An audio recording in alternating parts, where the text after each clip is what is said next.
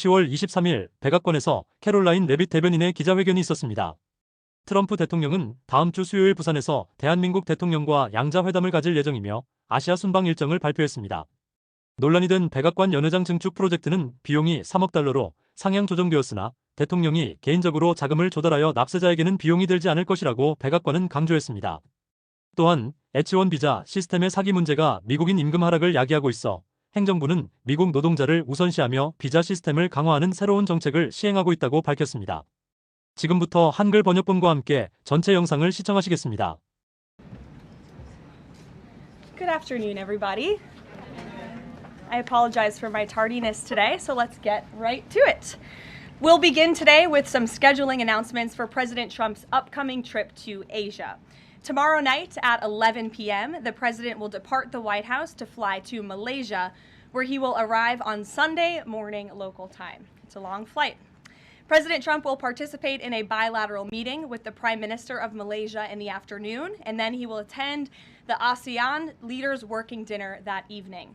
On Monday morning local time, the president will fly to Tokyo. Tuesday morning local time, President Trump will participate in a bilateral meeting with the new Prime Minister of Japan. On Wednesday morning local time, the president will fly to Busan, where he will participate in a bilateral meeting with the President of the Republic of Korea, deliver keynote remarks at the APEC CEO luncheon, and then participate in a U.S. APEC Leaders Working Dinner. On Thursday morning local time, President Trump will participate in a bilateral meeting with President Xi of the People's Republic of China before departing to return home to Washington, D.C. On Thursday night, upon arrival in Washington, President Trump and First Lady Melania Trump will participate in Halloween at the White House, where they will welcome law enforcement, military, and foster families. And I know many of us look forward to that. In other news, we are now on day 23 of the Democrat government shutdown. Senate Democrats have voted 12 separate times now to keep the government closed. Innocent Americans are suffering every day as a result. More than 500,000 civilian federal employees will miss a full paycheck tomorrow. Thousands of small business loans are going unapproved each month. This means almost $4 billion in capital is being withheld from small businesses across the country. The Democrat shutdown is also causing severe impacts at airports across the country. In one single day this week, the FAA had to issue ground stops impacting flights at Houston's George Bush Intercontinental Airport and Hobby Airport. 13,000 air traffic controllers who ensure that we all fly safely are continuing to work without pay. This is egregious and truly sad. Some of them are reportedly being forced to turn to driving for Uber and taking on other second jobs to make ends meet as the Democrats continue to shut down the government. Pilots are calling on Democrats to end this dangerous political game. The president of the Southwest Airlines Pilot Association called for the clean continuing resolution to be passed, saying, quote, "Our air traffic controllers and the broader air traffic system are already operating under immense pressure. A government shutdown only compounds that stress and threatens the efficiency of our skies." The Airline Pilots Association International, which represents more than 80,000 pilots, is sounding the alarm as well. They said this shutdown is undermining our system's safety. Resources are stretched thin, negotiations are delayed, and strain grows daily. With the Thanksgiving holiday approaching, we are nearing the busiest travel period of the entire year, when millions of Americans will go to airports to spend time with their loved ones. Let us be very clear from the White House today. If the Democrats continue to keep the government closed, we fear there will be significant flight delays, disruptions, and cancellations in major airports across the country this holiday season. If Democrats continue to shut down the government, they will also be shutting down American air travel. The White House is in constant communication with the air traffic controllers, with the airline associations, and with them, we urge Democrats to please pass the continuing resolution so we can just end this madness and this chaos and reopen the government. These are very avoidable consequences. The unnecessary pain, unfortunately, does not end there. Funding for the Supplemental Nutrition Assistance Program known as SNAP, which provides food benefits to low-income families, is beginning to lapse this week in some states. If Democrats continue to hold Americans hostage, There will not be enough funds to provide SNAP benefits for more than 40 million Americans on November 1st. That is next week. Democrats are solely responsible for all of this unnecessary pain. Why are they doing it? To give taxpayer-funded healthcare benefits to illegal aliens, some of whom are violent criminals. During the 4 years of Joe Biden's administration, the Democrats forced Border Patrol to admit illegal aliens into our country with no legal status and minimal screening. A significant number of these individuals are the worst of the worst criminals: rapists, pedophiles, murderers, and even members of the terrorist watch list. Despite having no legal status, paroled aliens were able to file for work authorization, receive Social Security numbers, and access other benefits like Medicaid that are meant for Americans. Since I have found many in this room to repeatedly deny the reality that Democrats gave Medicaid benefits to illegals, and they continue to seek to do just that, I've brought a few verified examples for you today. These are examples of some of the illegals who received Medicaid benefits under President Biden's leadership, and this is what Democrats are wanting to do. This is why they are continuing to keep the government closed. An illegal alien from Laos was arrested for murder, robbery, and felony possession of a firearm. An illegal alien from Guatemala who was arrested for rape and burglary. An illegal alien from El Salvador who was arrested for strangulation, DUI, and burglary. An illegal alien from Mexico who was arrested for attempted murder. The Democrats' open border policies allowed these threats into our country, and then they provided them with free health care. The president and Republicans, through the One Big Beautiful Bill, implemented a common sense reform to end this fraudulent scheme. But that's why the Democrats are continuing to shut down the federal government. They are trying to reverse this and restore taxpayer-funded health care for illegal aliens like these. Throughout this shutdown, Democrats have said this quiet part out loud. Senator Chuck Schumer, the leader of the caucus that is refusing to open the government, said, quote, "Every day gets better as the shutdown continues." Ask the air traffic controllers if every day is getting better, Senator Schumer, and they will tell you absolutely not. House Democrat Catherine Clark said, "There are going to be families that are going to suffer. We take that responsibility seriously, but this is one of the few leverage points that we have." Here is a House Democrat who is admitting that they are using Americans who are suffering as political leverage.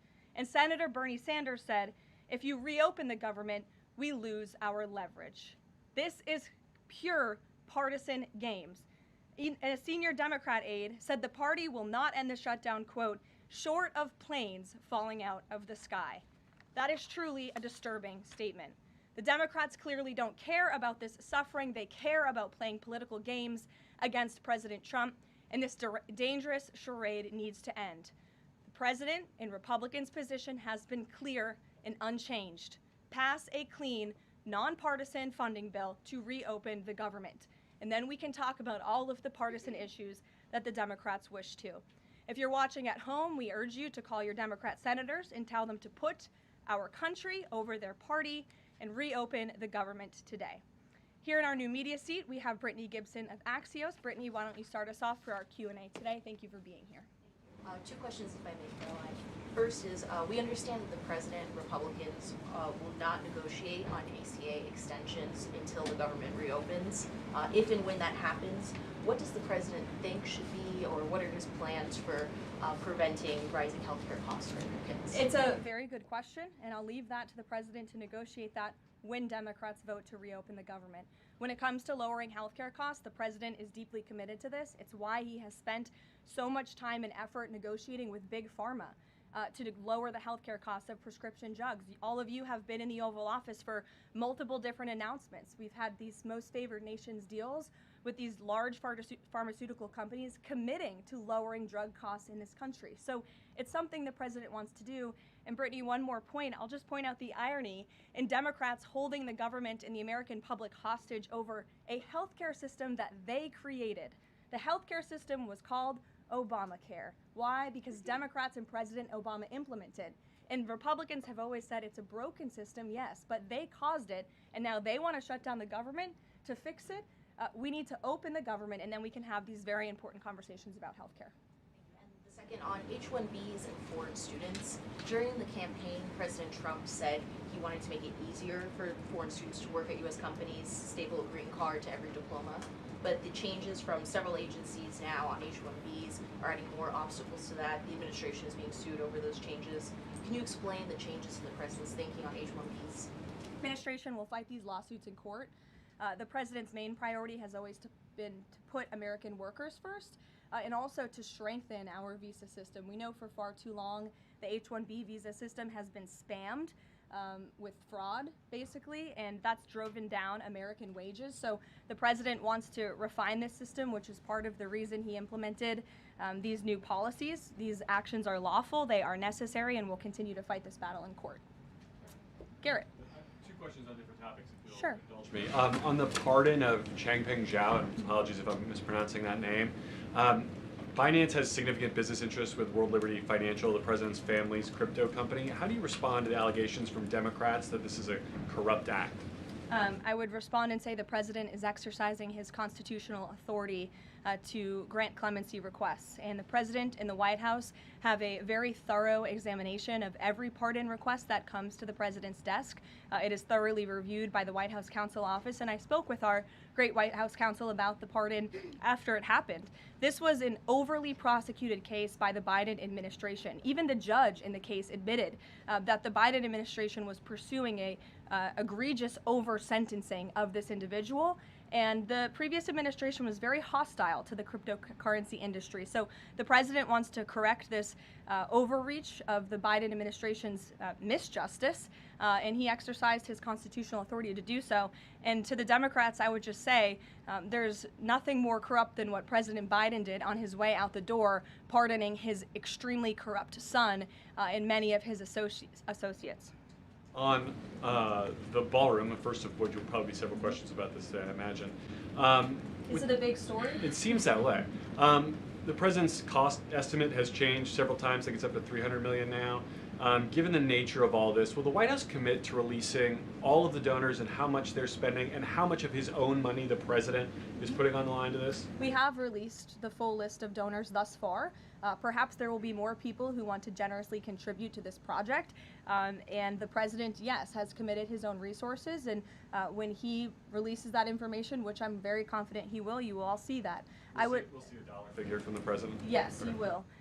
And I would also just add the president has been incredibly transparent. I would reject any notion otherwise when it comes to this ballroom project. It's something he personally has obviously taken an interest into and has talked with all of you in this room many times about. You have seen the model in the Oval Office. Last night he showed that for you. But when this plan was presented and when these renderings, as soon as they were complete, the president directed me to come out here and to share them with all of you. I did an entire opening remarks about what this ballroom project was going to look like.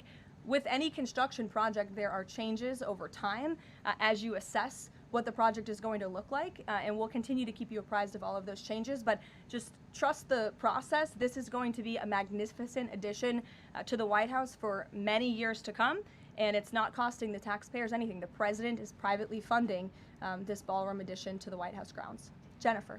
To follow up on that, one that's not in the president's model is the East Wing bunker, the president's emergency operations center. Can you say if his update, that $300 million, does that include the cost for upgrading that bunker? Look, like any security enhancements that are made on the White House grounds, those will be made and maintained by United States Secret Service. As for the cost of the ballroom and the construction itself, all of that is going to be, like I've said, privately funded and paid for by the president himself and many generous patriots who have stepped up. Included in that funding? Correct. Okay, and then can you say, well, that's all right, I'll skip that one. Thanks. We just. Thank you, Caroline. More ballroom questions. Okay. So the White House has explained that the reason you didn't submit construction plans to the NCPC is because that commission, along with others, don't have oversight over demolitions, but only over construction. And so far, you haven't built anything. So can you help us understand, can the president tear down anything he wants without oversight? Could he demolish this building or, say, the Jefferson Memorial? So it's not the president who came up with that legal opinion himself. That's a legal opinion that's been held by the NCPC for many years. It's written, so we can get you that background and that research if you wish to include it in your reporting, because it is very important. They have ruled consistently, their general counsel has said, when it comes to phase one of this project, the tearing down of the current East Wing structure, a submission is not required legally for that. Only for vertical construction will a submission be required, and that's a legal opinion from them, and we are following that legal opinion. And again, I would just add, can any president do such a thing to the White House grounds? There have been many presidents in the past who have made their mark on this beautiful White House complex. This briefing room, as you all know, was not once a briefing room. It was a swimming pool. There have been presidents who have completely torn down the executive mansion. If you look at what President Truman did, some of the photos of the construction project that took place in those years, I think sitting here today, we're all grateful for those efforts and the modifications that happened at that time. And again, in due time, the East Wing is going to be more beautiful and modern than ever before, and in addition, there will be a big, beautiful ballroom that can hold big parties and state visits for generations to come. So it sounds like the answer is yes, he can tear down whatever he wants. And then secondly, I mean, that's not what we're saying. That's a legal opinion that's been held for many years. And interpreting it. No, it's something that presidents have done for years and years. In fact, I have some photos here. Thank you, Pat, to show you the construction that's taken place on the White House grounds. This is the construction of the West Wing in 1902. Look at this, the construction of the West Terrace in 1902. These images look quite similar to what you and the American people are seeing today, the construction of the East Terrace as well. Look at the construction of the West Wing expansion in 1934. So look, this is a legal opinion that's been held for many years. Look at, this is 1950. It looks a lot like what you were seeing today. Can he demolish anything he wants? What do you think without that oversight? rubble is? How did that rubble get there? Right, so I'm asking, and then back to the donors. Go ahead, Reagan. Many of them are. Two Reagan, questions go for you, ahead. one on immigration and another on Venezuela. It's being reported that the semi-truck driver suspected of killing 3 people in a DUI crash is an illegal immigrant who came in under the Biden administration. Do you know if California gave him a commercial driver's license? And then it also appears that California largely has not been cooperating with English proficiency standards. I'm wondering if the administration has any further plans to punish the state.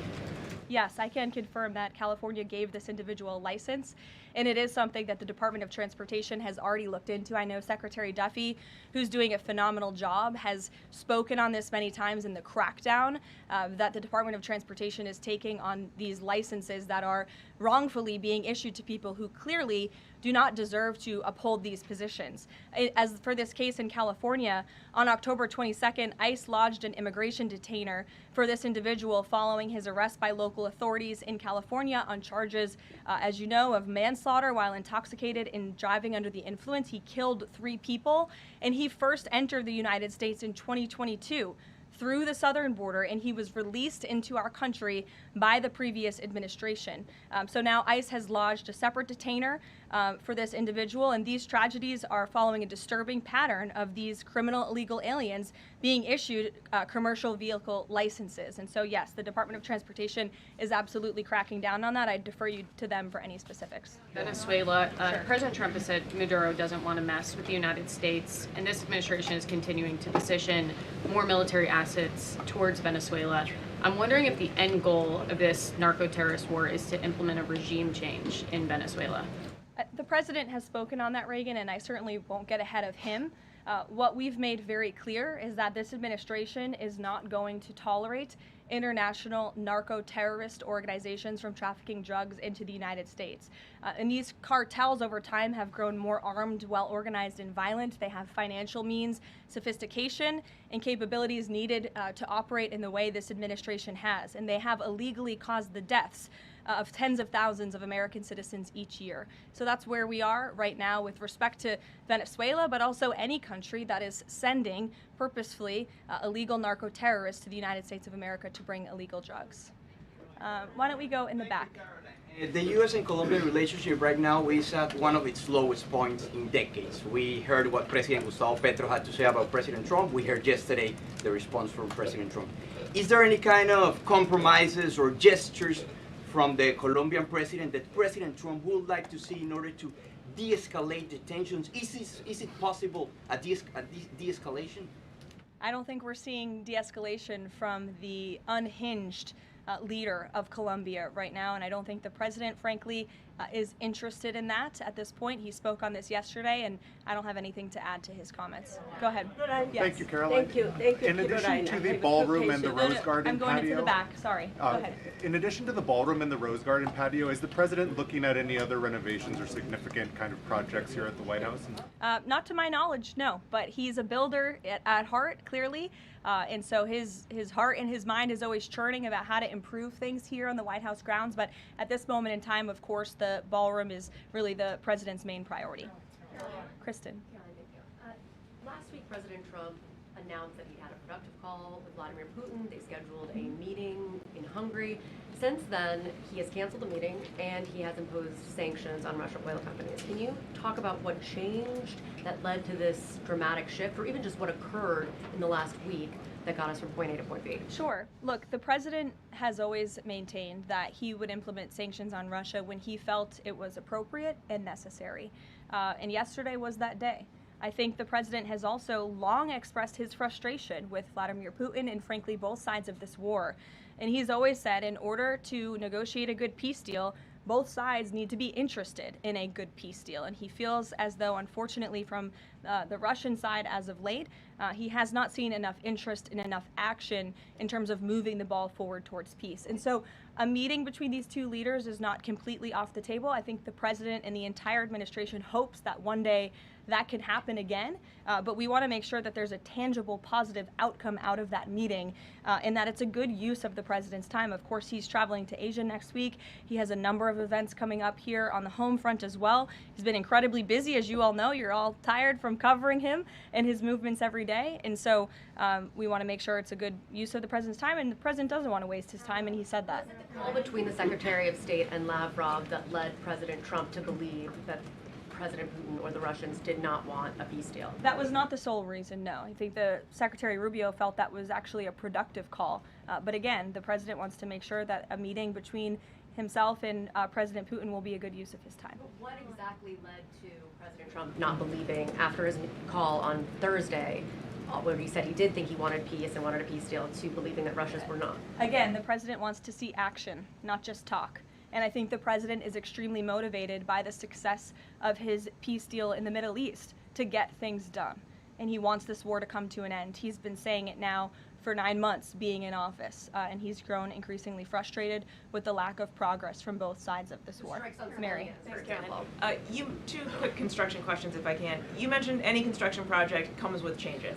The president had initially said that this project wouldn't interfere with or touch the current structure. Now he says to do this properly, he realized that the East Wing had to be demolished. This is the people's house. Why not inform the public of that change and when it was decided that the East Wing would have to be demolished?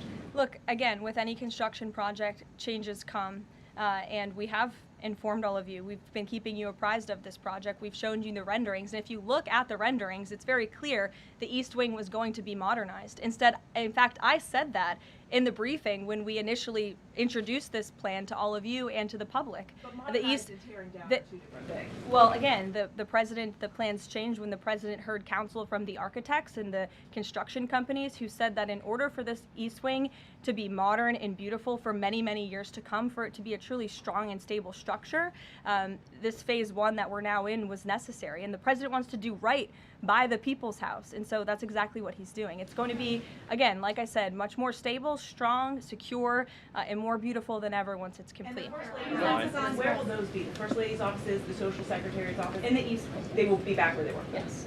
Thank you. Cattle ranchers who supported the president's election have raised some concerns about plans to import beef from Argentina. How will the Trump administration support those farmers? Look, the president hears those concerns. He addressed them yesterday himself. President loves our ranchers, and our ranchers love our president. And in fact, the president did a lot for them in his first term here. They are struggling because of the many horrible policies of the previous administration. President loves our ranchers, and he also loves American consumers, and he wants to do right by both. So the immediate solution to the problem of the rising cost of beef, President wants to bring that down, as we have to increase our supply. And so that's what he's doing with respect to these imports. But the president also is looking out for our ranchers with a long-term plan that was released by the Secretary of Agriculture yesterday. It's a 3-part plan. It's very extensive and detailed. I would encourage all of you to read through it. But there's really 3 points to this plan that the President has agreed upon and has entrusted Secretary Rollins to implement. Number 1, strengthening U.S. cattle production through increased grazing access, endangered species reforms, enhanced disaster relief, increased access to capital, and reducing costs for new and young ranchers. We want to incentivize more Americans to get into this noble profession. Lowering long-term costs by cutting inspection costs, increasing market options for consumers with product of USA labeling, and ensuring consumers know that they are eating American beef. It's a good incentive for the American consumer. And lastly, growing the domestic herd while boosting long-term demand to reduce prices for consumers while growing the markets for our ranchers. So President hears them. He has to address both of these problems for the ranchers but also for the American consumer. He promised to lower costs, and that's what he's committed to doing. Caroline, thank you. 2 questions not on the ballroom. The first is, there's a Democrat in Texas who's actually running for Congress who said last night during an interview when talking about fighting Republicans and this administration, quote, "If you hit me in my face, I'm not going to punch you back in your face. I'm going to go across your neck." This has obviously really upset those folks over at Turning Point USA after the Charlie Kirk assassination. Just your response to that kind of rhetoric. Just very jarring rhetoric, and I think it's very unacceptable. I hope the people of Texas will do the right thing and reject this person's candidacy. It should have no place in American politics. And then just a quick second question on oversight Democrats that are saying that they're creating this master ICE tracker, basically tracking all ICE activity. We've seen the protests in New York just yesterday. Homeland Security is saying that this sounds like obstruction of justice. What do you say? Again, this is actively putting the lives of our ICE agents at risk. We've seen media outlets, in fact, in this room, also write stories about ICE tracker apps that Democrats and other left-wing activists have created to track the location of ICE agents on the ground in our communities. Again, I've said this repeatedly and I will continue to say it. The men and women of ICE are outstanding people. I wish a Democrat on Capitol Hill would actually have the courage or the guts to stand up to their party and sit down with some of these men and women who are doing this incredibly difficult job of enforcing our federal immigration laws.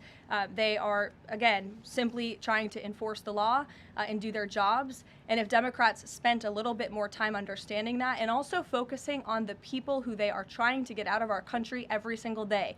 As I spoke about earlier, 3 innocent people in California are dead because an illegal alien who Democrats let into this country was wrongfully issued a trucker's driving license and clearly was not fit for the job because he was driving intoxicated and killed 3 innocent people. Democrats should focus a little bit more on that. Stop trying to fight this president and this administration on every turn and restore law and order. That's all that we and these brave men and women of ICE are trying to do.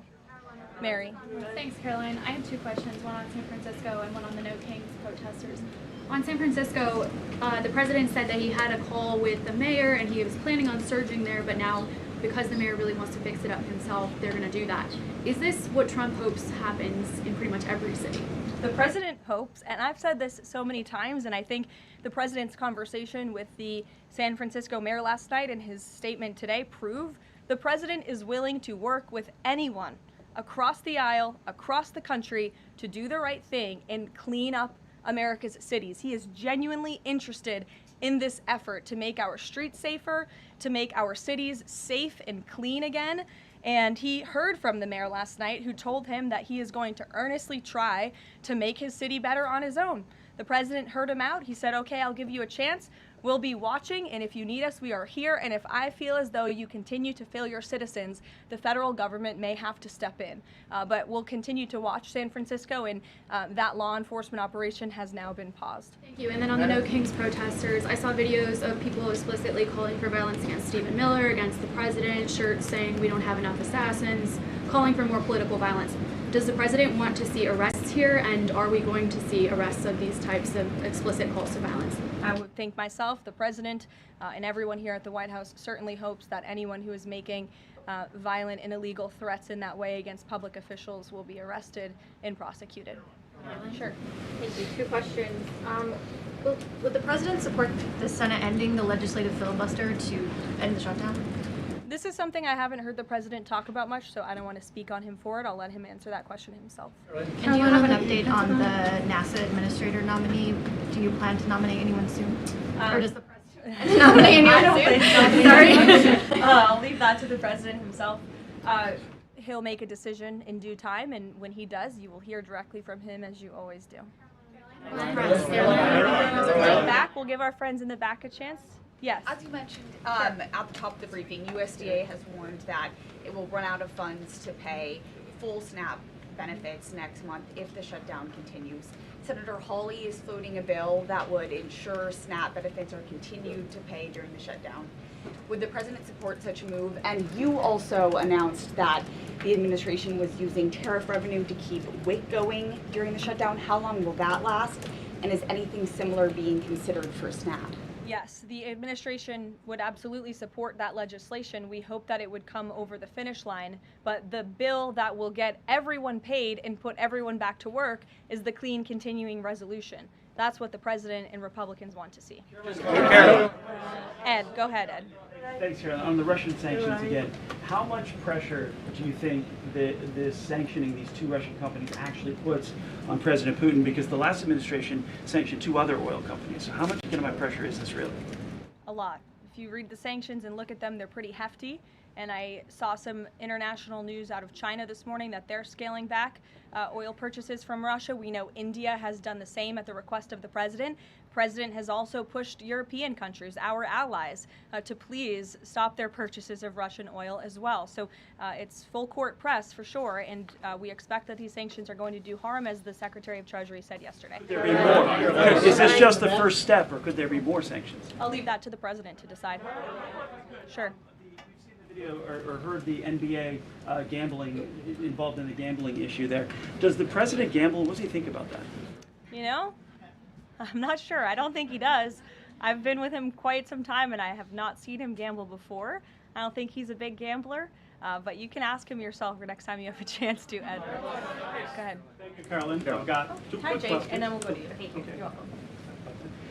Two quick questions. Back to the ballroom. It is a very spectacular ballroom, according Thank to the you. renderings. And if it's half as nice as the one in Mar-a-Lago, then future presidents are really going to appreciate it. They will. Thank you, Jake. for First of all, saying is there like an official name? Like, are we calling it the Trump Ballroom, or does the president have a vision for what the name for the ballroom is going to be? There will be an official name. I will let the president announce that once he firmly decides on it. Question is, looking at these renderings, and it kind of got me thinking, he's likely going to go down as the greatest builder of this era, and you've been in on a lot of those meetings with him. Has, to your knowledge, has the subject of rebuilding the Holy Temple in Jerusalem come up? It has not. No. It has not. I don't. I'm sorry, Jake. Go ahead. Caroline, on the CC pardon, could this clear the way for Binance to resume U.S. operations? I won't get ahead of that. That's something for Treasury or the Departments of Commerce to comment on, so you're welcome to ask them. And then one follow-up question. Any more details on the president's Walter Reed visit? The readout from his doctor mentioned advanced imaging. What procedure was he referring to? Advanced imaging is something that presidents receive and people receive when they go to the doctor, and so we provide a detailed readout of that physical, and I would encourage you back to that. Presidents and I don't know the exact imaging that took place, but as the physician's note said, the president is in incredibly good shape, and I think that's evidenced here every single day. Danny. Caroline. Back to the ballroom, I'm afraid. I just wanted to ask, because in July the White House said that it would cost $200 million. Yesterday the president said $300 million. Is $300 million now the operative figure, and why did it go up by so much? $300 million is the figure, and again, it's not going to cost the taxpayers a dime. So we look forward to this project continuing, and we will continue to keep everyone apprised on it. Perhaps the president will even bring you all out to see it one day at the appropriate time. You're also going to hear from the president directly in about an hour. He's hosting an event with the Homeland Security Task Force.